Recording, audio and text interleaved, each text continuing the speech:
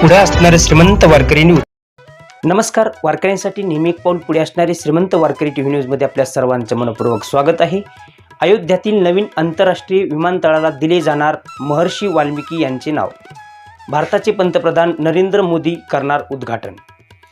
Ayodhya railway स्थानकानंतर आता अयोध्या विमानतळाचे नावही बदलण्यात येणार आहे।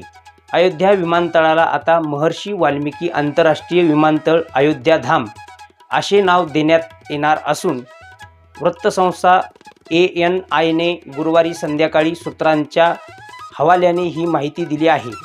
रामायणाचे लेखक महर्षी वाल्मिकी यांच्या नावावरून हे नाव देण्यात आले असून वृत्तानुसार या विमानतळाचं नाव महर्षी वाल्मिकी आंतरराष्ट्रीय विमानतळ अयोध्या धाम असे असेल।